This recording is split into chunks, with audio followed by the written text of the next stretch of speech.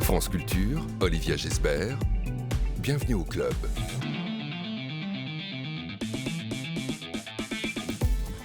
Bonjour à tous. On l'a connu avec Éric Judor dans le duo Éric et Ramzy. Il y a 10 ans, ils ont mis fin au dénominateur commun pour suivre leur propre voie, une quête personnelle, la recherche d'une langue à soi. On le retrouve en ce mois de janvier au cinéma dans Youssef Salem a du succès, un rôle écrit pour lui par la réalisatrice Baya Kasmi, hypersensible, lunaire, drôle et lumineux. Elle dit de lui qu'il est son alter ego, il dit de son personnage de Youssef qu'il est son double. Acteur, réalisateur, Ramzy Bedia est l'invité aujourd'hui de l'entretien de Bienvenue au club.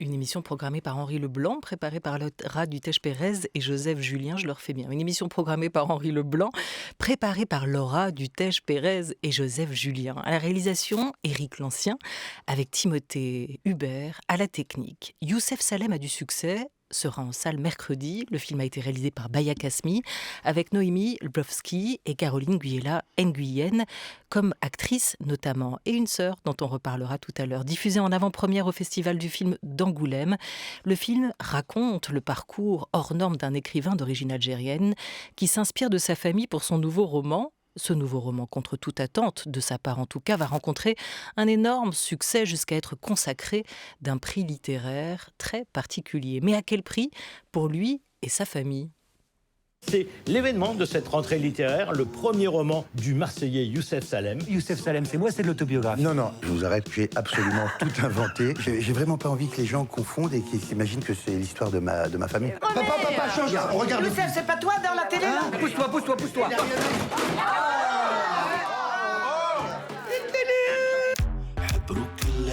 Si mon père il lit ce livre, il me tue. Qui organise sa vie en fonction de son père à 45 ans ? Ben moi. Tu sais quoi? Allez, tournée générale pour tout le monde. Je croyais que vous étiez fauché. Non mais j'ai une ardoise ici, puis demain je vois mes parents donc je me bourre la gueule. Vous savez ce que disait Philippe Roth à propos de la famille? Il citait cet écrivain qui disait quand un écrivain naît dans une famille, la famille est foutue. Bonjour Ramzy Bedia. Bonjour, comment ça va? Vous savez, Augustin Trapenard, c'est le meilleur d'entre nous. Alors quand il dit quelque chose, moi je ne peux pas faire mieux que de le reprendre et de vous poser en première question cette affirmation. Est-ce que Philippe Roth, dans la voix d'Augustin Trapenard, avait raison? Est-ce que quand on s'attaque comme écrivain à la famille est foutue? Je ne sais pas. Mais en tout cas, dans ce film-là, on croit qu'elle va être foutue, puis elle ne l'est pas, finalement. Au contraire, ça sauve la famille même. C'est vrai. Oui, c'est vrai. Mais je pense que cette phrase doit s'appliquer à plein d'autres écrivains, à d'autres familles. Mais là, on est dans une comédie, quand même, et ça finit bien. Diriez-vous, Youssef, c'est moi? Ah, je le dirais. Youssef, c'est deux personnes. Youssef Salem, c'est vraiment...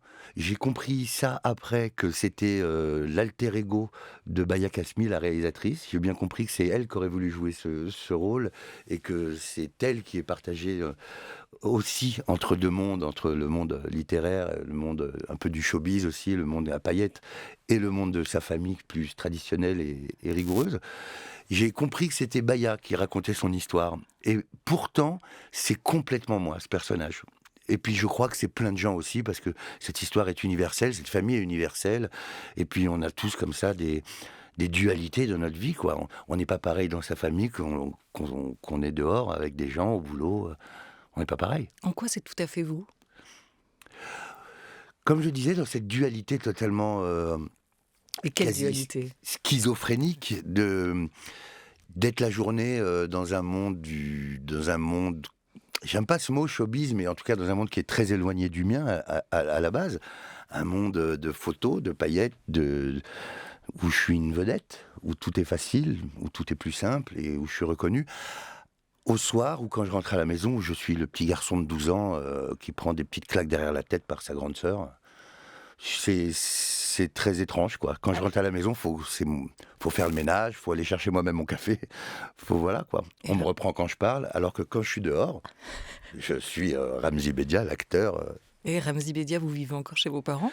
Non, mais je suis très très proche de ma famille et on est tous, on se voit tous très très très très très très souvent. On est très proches. La famille, Bedia?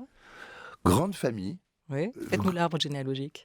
Pardon? Faites-nous l'arbre généalogique un peu. Oh là là, il y a 7 sœurs. Mhm. Moi, je suis l'antépénultième. Il y a un frère qui vit à Bordeaux. Donc il y a moi tout seul avec 7 sœurs. Il y a des parents qui se sont sacrifiés pour me payer l'école et me sortir de notre condition assez modeste. Et il en rêvait. Et j'y suis arrivé. Et voilà, famille classique, normale, élevée dans les traditions musulmanes. On m'a appris à être un homme bien, un homme respecté, respectable, qui respecte les autres, à pouvoir se regarder dans la glace, être gentil, respecter ses parents. Enfin, j'essaie d'être un bon garçon, quoi. La famille, aujourd'hui, ça représente quoi pour vous? C'est toujours un lieu refuge où cette famille, vous avez cherché à un moment, et aujourd'hui encore, à prendre vos distances avec elle? Parce que la famille, ça peut avoir quelque chose d'étouffant, ce qu'on voit aussi d'ailleurs dans le film. Hein. Oui, et en même temps, j'ai jamais voulu prendre mes distances avec la famille, même quand ça a commencé à chauffer pour moi un petit peu, quand je commençais à plus être présent et à beaucoup tourner, à rentrer dans cet autre monde qui est le monde du showbiz. C'est le monde qui m'a qui m'a sorti de ma famille. Moi, je suis toujours très proche. Et maintenant que ça s'est un petit peu, je dirais, calmé par rapport à la folie de mes débuts, j'ai le temps de revenir dans ma famille, mais j'ai jamais été éloigné. On m'a éloigné de ma famille par ce métier, mais maintenant que je maîtrise un peu mieux les choses sont rentrées dans l'ordre. Et vous y trouvez quoi quand vous rentrez dans ce nid? La vérité. Là, dès que j'ouvre la porte de la vérité. C'est-à-dire qu'on me dit tout dans la gueule. On m'envoie tout dans la gueule, ce que j'ai pas fait de bien, ce que je fais de bien, comment je suis mal habillé, comment je me tiens mal, comment je parle mal, on me dit tout. Un rôle que vous auriez foiré? Un autre que vous auriez réussi? Complètement, ouais. Des films que je devrais pas faire, On me dit beaucoup, c'est 80% de reproches et 20% de... Et vous aimez ça, les reproches? Oui, j'aime ça, parce que ça vient de ma famille, et puis c'est pas des reproches, c'est de l'amour. Je le sens, ça transpire l'amour dans toutes les reproches. C'est pour ça, plus c'est des reproches, et plus je sens qu'il m'aime. Alors dans le film, Youssef Salem, il va tout faire pour empêcher sa propre famille de lire ce livre qu'il a écrit. Hein. Ben oui. Est-ce que vous empêchez les vôtres d'aller voir vos films? Oui. Ouais. Ceux dans lesquels vous jouez, comme ceux que vous avez écrits? Il m'arrive certains films, par exemple, où je sais qu'il y a des scènes de nu. C'est surtout ça qui bloque. Étrangement, chez nous, la violence, on peut la voir. Mais alors, la pudeur est omniprésente. C'est-à-dire, le moindre baiser, on détourne tous la tête, voire on change de chaîne à la maison. Donc, quand je sais qu'il y a un film où il pourrait y avoir quelques scènes un petit peu impudiques, eh bien, là, je fais comprendre à mes sœurs qu'il faut... Mes sœurs le comprennent très vite. Et ensuite, elles font passer le message aux parents qu'il ne faut pas aller voir celui-là. J'essaye de me refaire votre filmographie. Il y a des films où on vous voit nu? Moi non. Non. Moi non, mais d'accord. même d'autres gens. C'est pour les autres aussi, vous Oui. les empêchez? Oui, oui, on est vraiment très... Là, on a toujours été pudiques, quoi. Et pourquoi pas vous, nu au cinéma? Moi, parce que c'est que du cinéma. Je vais pas Mais vous pourriez pas tourner une scène de nu? À moins que Martin Scorsese ou quelqu'un comme ça me le demande, je ne me vois pas, non. Ça serait impossible pour moi. Impossible de me mettre nu à l'écran. D'imaginer que mes parents ou mes sœurs puissent me voir nu, et c'est rédhibitoire, c'est impossible. Et pourtant, toutes les actrices le font. Pas que les actrices Mais françaises. chacun fait ce qu'il veut. Non, mais pourquoi on le demande aux actrices et moins aux acteurs? Comment un acteur arrive à se protéger de ça, s'il ne le souhaite pas? Écoutez, moi, c'est à chaque fois qu'on me l'a demandé, c'est à chaque fois un petit combat âpre, parce qu'à chaque fois, le réalisateur ou la réalisatrice essaie de me convaincre que ce n'est pas grave et que c'est dans le bien du film. Mais c'est pas arrivé 1 million de fois non plus, hein, ce dont je vous parle. Hein.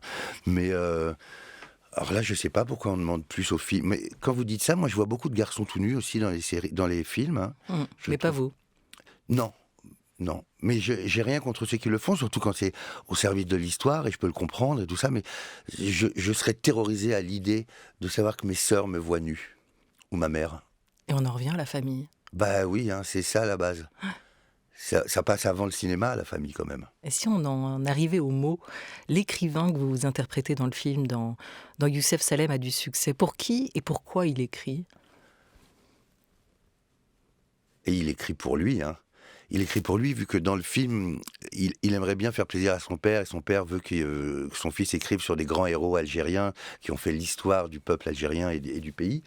Et lui, il se retrouve pas là-dedans vraiment. Bah, alors, il le fait pour faire plaisir à son père, bien sûr, mais il a envie d'être libre et d'écrire des choses sans conséquence, quoi, des choses qui sortent de sa tête, inventer des histoires. Et puis là, dans ce film, il invente des histoires sur sa famille, c'est sa matière première. Et c'est ce livre qui cartonne, malheureusement. Et donc, la famille, là, il faut pas qu'il lise ça. Il a été un peu trop loin. Il a dit des conneries.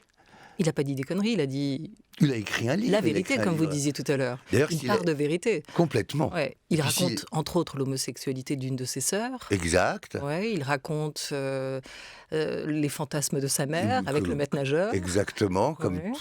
il raconte l'amour qu'il a pour son père et la transmission de l'amour de la langue française qu'il lui a transmis, donc, je me répète. Oui, il grossit, il caricature un petit peu sa famille, il invente, mais il reste ultra bienveillant et plein d'amour, mais pourtant c'est ça qui va cartonner.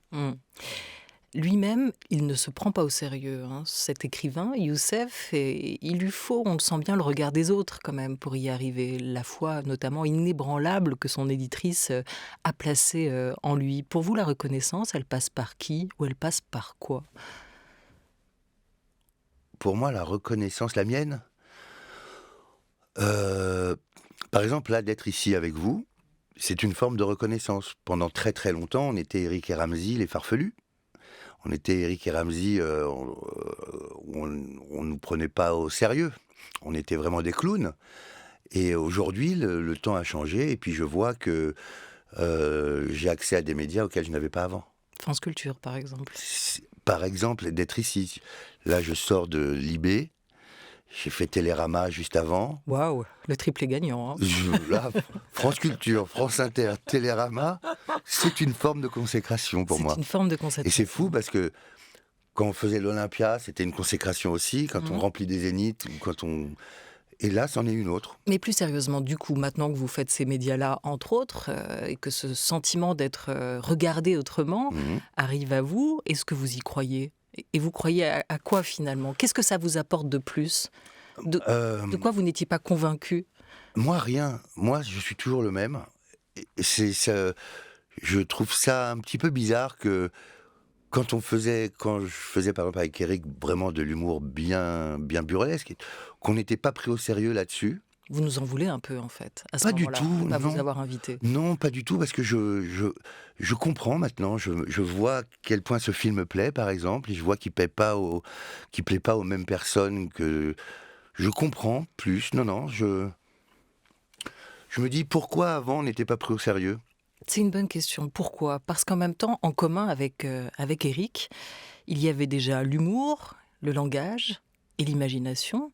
Vous avez inventé ensemble un nombre incalculable d'expressions. Vous avez presque produit un dictionnaire, Ouais. pas à vous tout seul, mais Non, à ouais, vous deux. Oui, on aimait beaucoup jouer avec les mots. Mais je sais pas, on n'était pas pris au sérieux avant. On faisait tellement les idiots, je crois que les gens pensaient qu'on l'était vraiment. Vous vous souvenez d'une expression que vous, Ramzy Bedia, vous avez inventée ? Une trouvaille linguistique. J'en ai une que je vais pas dire parce qu'elle va faire du mal à Jamel Debbouze. On nous en a piqué beaucoup. On en a beaucoup. Il y en a une qu'on a lancée.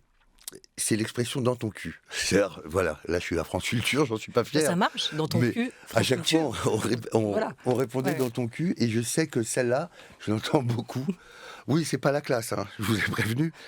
Non, il y a plein, même quand, même cette façon de parler qu'on avait, pour dire Astérix, on a Amstérix, mesdames et messieurs dames, bah, on parlait comme ça dans les loges de H. Et puis il se trouve que Jamel s'est mis à le faire devant la caméra, et puis ça a pris plein de petites choses comme ça, mais c'était, on était tous ensemble, et puis je sais pas, rien n'appartient à personne. Hein. C'est une époque, c'est... Non, et peut-être que la satisfaction, justement, c'est qu'une expression comme celle-ci, je vous laisse la redire éventuellement, n'est peut-être pas entrée dans le Larousse ou dans le Robert. En revanche, elle a été reprise dans toutes les cours d'école. Oui, celle-là, oui. Puis il y en a plein d'autres, mais j'ai pas envie de les citer parce qu'il y aura toujours des gens qui diront « Ben non, mais c'est moi qui ai inventé cette expression !» Je m'en fiche complètement d'avoir inventé une expression ou non. On vous les a piquées, certaines. Plein, mais c'est pas piqué intentionnellement ou méchamment. J'ai l'impression que ça rentre, c'était marrant et d'autres gens l'ont utilisé. Au contraire, c'est flatteur, je trouve. Je trouve pas que c'est piqué. C'est génial d'utiliser des expressions. On n'est que Eric et moi à utiliser ces expressions et puis t'entends d'autres gens les dire. C'est super flatteur.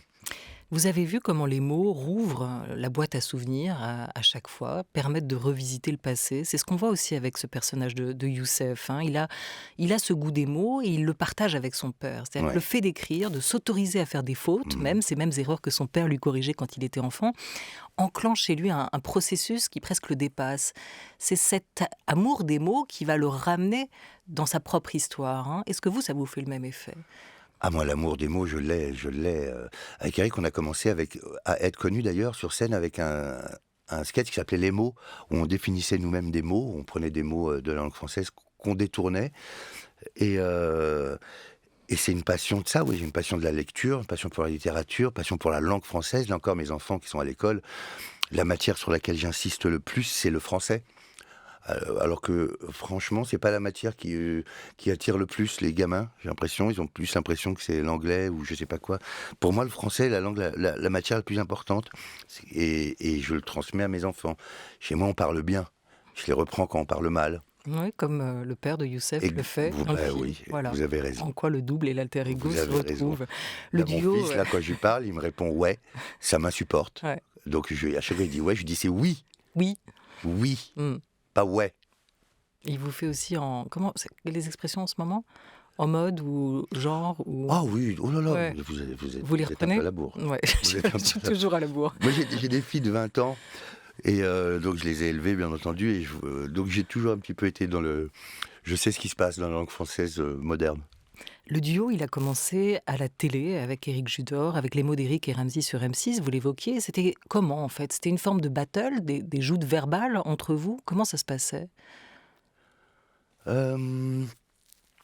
C'était une course vers l'absurde.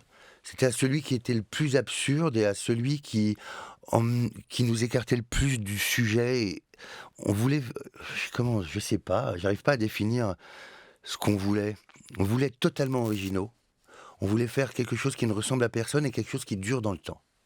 Ça, c'était vraiment dans notre cahier des charges. C'est la raison pour laquelle on a manié le burlesque et l'absurde jusqu'à nous enfermer là-dedans, même peut-être. Trop ? Peut-être pas trop, non. Non, mais on se disait que ça restera. L'absurde et le burlesque restent. Alors que de faire de l'humour contemporain et parler de faire la cité, la racaille ou des trucs qui étaient à notre portée à l'époque, on voulait quelque chose d'universel. Et le burlesque, glisser sur une peau de banane, ça marche toujours. Et du coup, quand vous écrivez des films, parce que vous avez coécrit ensemble La Tour Montparnasse Infernale, mais je crois que vous êtes aussi en train, où vous avez fini d'écrire vous-même un scénario, le vôtre. Comment vous fonctionnez dans ces moments-là pour l'écriture des dialogues ? Est-ce que c'est toujours à deux, vous avez besoin de ça, ou est-ce que vous pouvez écrire avec un interlocuteur imaginaire ? Non. Là, je peux ne parler que de ce qui me concerne moi. Vous, oui. L'écriture, c'est la période... Dans toutes les étapes de travail, c'est l'étape la plus compliquée. C'est l'étape la moins amusante, l'écriture. Et c'est quelque chose d'assez contraignant à faire, pour moi, vraiment. Après, c'est plus sympa quand on arrive sur les plateaux et qu'on rigole et qu'on déconne. Et lors de l'écriture, quand on arrive au dialogue, c'est là où c'est la récréation un petit peu. Mais toute la structure à écrire, l'histoire à monter, la cohérence du truc, ça, c'est très compliqué pour moi. Pourquoi ? Parce que c'est un exercice solitaire ? Oui, c'est un exercice quasiment mathématique, quoi, de faire tout tenir, rentrer. C'est compliqué. C'est compliqué. Il y en a pour qui c'est simple. J'ai vu des gens qui écrivent des scénars en 2 semaines. Ça me prend 2 ans, moi. Mais vous êtes tenace et vous vous obstinez. Pourquoi ? Faut pas lâcher. Ouais. Faut pas lâcher. Qui a dit ça ? Je sais pas. On n'a pas le droit de lâcher de temps en temps ? Non. Non.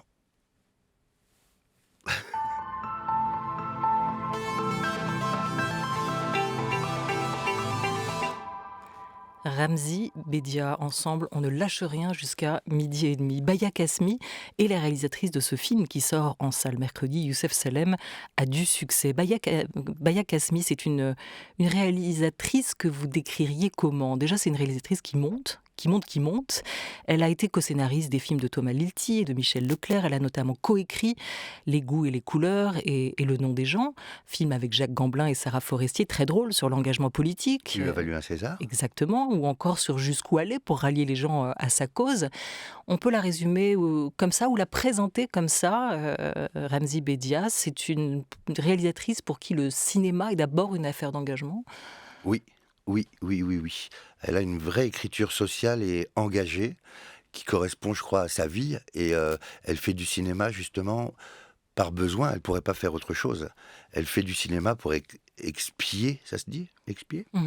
Pour expier toutes ces dualités qu'on a eues dans notre vie. Ce que c'est d'être français avec des origines étrangères. Ce que c'est d'avoir le pied dans deux cultures. Le monde des lettres, le monde de l'écriture, c'est quelque chose qui est beaucoup présent dans sa vie. Ah oui, elle a besoin de ça, c'est la raison de son engagement dans ses films. Tous ses films sont engagés. Et là encore, Youssef Salem a du succès. C'est un film sur la famille, mais c'est aussi un film sur l'identité, sur cette fameuse question, qu'est-ce qu'être arabe en France ? Il y a beaucoup d'humour dans le film, mais est-ce que je me demandais en voyant le film, est-ce que l'humour communautaire, ça existe ? Est-ce qu'on peut se l'autoriser aujourd'hui en France ? Est-ce que ça veut dire quelque chose, cette idée d'humour communautaire ? À chaque fois que j'en vois, je suis assez mal à l'aise, moi. C'est quelque chose que j'aime pas. On le voit beaucoup dans les spectacles de stand-up, des jeunes comiques qui montent sur scène. Dès que j'en vois un qui est trop communautaire, je me dis c'est bête ce qu'il fait parce qu'il est en train de, s'il veut réussir, il est en train de se priver d'une grosse partie du public à ne parler qu'à une seule partie. C'est juste ce que je me dis, c'est bête de faire ça. Je trouve plus intéressant, c'est horrible ce que je vais dire c'est plus intéressant de faire ce que j'ai fait. Non, il faut trouver une autre phrase que celle-ci, mais j'aime parler au plus grand monde et faire passer des messages, effectivement. Si on veut faire passer des messages d'être arabe en France ou des messages sur sa communauté, c'est bien de le dire à tout le monde et pas juste à sa communauté. De dire à sa communauté qu'on a des problèmes, je trouve pas que ça fait avancer les choses. Je trouve qu'il faut informer tout le monde et d'une façon plutôt élégante, rigolote et pertinente. Et là, on fera avancer sa communauté. Et vous êtes un enfant de cet entre-deux-mondes. Hein. Vous avez fait une école catholique, vos parents sont musulmans, vous avez grandi Je suis aussi entre... Et vous êtes aussi musulman. Vous avez grandi entre deux langues, l'arabe et le français. Parler arabe à la maison. Ouais, vous avez réussi à échapper au service militaire, à vous faire réformer, comme Riyad Satouf, qui le raconte très bien dans le tome 6 de sa bande dessinée, L'Arabe du futur. Hein. Par quoi passe cette anticipation aussi de l'identité, l'arabe du futur ? Qu'est-ce que l'arabe du futur ? Vous avez une réponse à cette question, Ramzy Bedia ? L'arabe du futur en France c'est un Français. Hein. C'est un Français. C'est un Français, hein, l'arabe du futur. Et on se rendra compte, j'espère, quand le temps passera, quand les eaux seront plus calmes, les eaux de l'intolérance seront plus calmes, on se rendra compte que c'était une chance folle d'avoir, pour ceux qui ont ces origines-là, que c'est une chance et une force folle. Et je voyais... Comme les Bretons, pardon de vous couper, oui. Comme les Bretons sont très fiers d'être Bretons, oui. Comme les Basques ou les Corses le sont très fiers, et nous on sera très fiers d'Algérie, mais on est français. Ouais. Mohamed est le 5e prénom le plus donné l'an dernier à Paris. J'ai lu ça, vu ça la aussi. Semaine dernière. Il y a plusieurs lectures possibles de ce classement. Quelle est la vôtre ? Je trouve ça sublime, ce prénom. Vraiment, j'ai failli appeler mon fils Mohamed. Je voulais l'appeler Mohamed Ali. Je l'ai appelé Georges Ali, pour des questions d'embauche plus tard et de recherche d'appartement. Et je trouve ça bien. Ça veut dire que... C'est-à-dire que la population musulmane qui est en France, continue malgré tout, contre vents et marées, à continuer ses traditions et ses valeurs. Et d'appeler son fils Mohamed, ça, c'est tellement, tellement significatif et symbolique que je trouve ça magnifique. Après, je me dis 5e prénom, alors qu'il y a quoi ? Il y a 5 millions de musulmans en France ? Il y a des Français qui ont appelé Mohamed leur enfant, alors. Pour que ce soit le 5e prénom. Ou alors les Arabes font plus d'enfants que d'autres pour que Mohamed soit le 5e. Je ne sais pas. En tout cas, ça veut aussi dire qu'une partie des parents s'assume dans le choix des prénoms Complètement. et affirme son identité, et qu'aujourd'hui on ne pense plus que pour s'intégrer, il faut forcément porter un prénom français. Ça veut peut-être aussi dire ça. Et c'est bizarre parce Ouais. que pourtant, dans les années 60, il y a plein d'Arabes qui ont changé de prénom comme ça pour faciliter l'intégration. Et puis maintenant, comme vous le dites à juste titre, ça revient. Je ne sais pas. Qu'est-ce que vous voulez que je vous dise? Moi, j'observe tout ça. Il faut quand même dire aussi que vous serez, Ramzy Bedia, à l'affiche d'un des futurs sûrement grands succès du cinéma dans les prochains mois. C'est le nouvel Astérix et Obélix et l'Empire du Milieu qui sera en salle début Je l'ai vu février, hier. réalisé par Guillaume Canet. Vous allez nous dire si c'est bien teaser un peu sur le film. C'est une histoire originale, cette fois c'est pas une adaptation. Non. Vous interpréterez un marchand phénicien. Alors il faut se rappeler que les Phéniciens, c'est ce peuple antique qui vient de Phénicie, c'est-à-dire aujourd'hui à peu près le Liban, la Syrie, de ce coin-là du Moyen-Orient. Vous êtes un marchand phénicien qui répond au doux prénom Épi de Maïs. En BD comme au cinéma, Astérix et Obélix, le village gaulois continue à fédérer. C'est incroyable, non, cette aventure du village gaulois, puisqu'on parle d'identité, de racines aussi, et la manière dont aujourd'hui on le réinterprète. Mais c'est ce que je trouve formidable dans la France. C'est ce que je trouve. À chaque fois que je voyage, je me dis, mais quelle chance on a d'être français. C'est vraiment un peuple fabuleux. Et Astérix, ça représente ça. Je regardais le film encore hier, il y avait un plan du monde, et puis bien sûr, ça se réduit pour finir sur ce petit village français. Et je me dis, c'est formidable d'être français. Toute l'Europe est passée à l'extrême droite, on est les seuls à pas y être encore, même si ça flirte. Je me rappelle de Villepin qui avait refusé la guerre envoyée par Chirac à l'ONU. On est toujours ce petit village français qui est pas d'accord avec les autres. C'est une grande fierté d'être français. J'adore ce côté-là de la France. Et je crois que Astérix est dans nos os, dans nos gènes. On l'est tous. Ce petit village français qui résiste. Ouais, Ouais. c'est super d'être français. Voilà, comment vous disiez à l'instant, ne jamais se laisser aller, continuer toujours. Ouais, faut pas. On peut se détendre un peu, mais faut pas lâcher. Faut pas lâcher.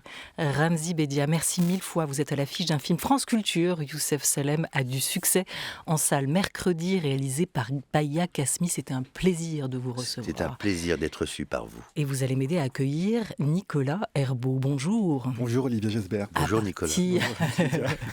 À partir de 12h50, vous prenez, Nicolas Herbeau, la suite. Entouré d'Oriane Delacroix, de Zora Vignier, d'Alexandra Lajbegovic et de Thomas Beau à la réalisation, la belle équipe avec laquelle j'ai eu la chance de lancer cette formule du Book Club. Vous allez tous ensemble renforcer la dimension communautaire de l'émission, de notre club de lecture, tandis que moi, avec mes compagnons de route, Henri Leblanc et Laura Dutèche-Pérez, on va se consacrer désormais à l'entretien de Bienvenue au Club. Continuer à vous concocter des rencontres aussi inoubliables que celle que fut pour moi aujourd'hui Ramzy Bedia, la nôtre. Alors bonjour cher Nicolas, bienvenue au club, comme on dit. Merci beaucoup. Et donnez-nous le programme de ce premier club de lecture du lundi. On parlera poésie, évidemment, poésie avec Emily Dickinson, cette poétesse américaine du 19e siècle. Et nous recevons, pour en parler, Dominique Fortier qui publie un nouveau roman, Les Ombres Blanches. Comment est-ce que ces poésies sont arrivées jusqu'à nous? Et on en écoutera aussi de la poésie avec Lou Doyon, chanteuse, comédienne, qui a mis sur scène des poèmes d'Emily Dickinson. Vous avez le rendez-vous, c'est à 12h50 et c'est avec tous les auditeurs, lecteurs, lectrices et auditrices de France Culture. Et avec vous allez nous déclamer un peu de poésie. On compte sur vous, Nicolas Herbeau. On vous retrouve dans une vingtaine de minutes. Merci.